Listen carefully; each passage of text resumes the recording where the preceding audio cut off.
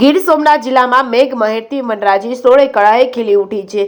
ગીર સોમનાથ જિલ્લામાં સતત 2 દિવસથી ઇન્દ્રદેવ અવિરત કૃપા વરસાવી રહ્યા છે। જિલ્લામાં અવિરત મેઘ મહેરથી સર્વત્ર નદી નાળા છલકાયા છે। જિલ્લામાં મેઘ મહેરથી ગીરની ભૂમિએ જાણે લીલી ચાદર ઓઢી હોય તેમ સોળે કળાએ પ્રકૃતિનું આહલાદક સૌંદર્ય ખીલી ઉઠ્યું છે। જિલ્લામાં વ્યાપક વરસાદથી ખેડૂતોમાં આનંદ છવાયો છે। ખેતરોમાં પાણી આવતા ચોમાસાની સિઝનની વાવણીની શરૂઆત। લીલી વનરાજી જીવાતા પશુઓ માટે વ્યાપક ઘાસચારો પણ ઉપલબ્ધ બનશે। વ્યાપક વરસાદથી જગતના તાતને હૈયે ઉમંગ છલકાઈ રહ્યો છે। આગામી વર્ષ સારું રહેશે તેવી આશાએ 18 આલમમાં પ્રકૃતિની મહેરનો આનંદ છવાયો છે। સોમનાથ દાદાના દર્શને આવતા ભાવિ ભક્તો પણ ગીર સોમનાથ જિલ્લાની હરિયાળી જોઈને મનમાં શાંતતા વળી રહી। વરસાદ રૂપી પ્રસાદ અને ગીર સોમનાથ જિલ્લાએ ખોબલે ખોબલે ઝીલ્યો છે।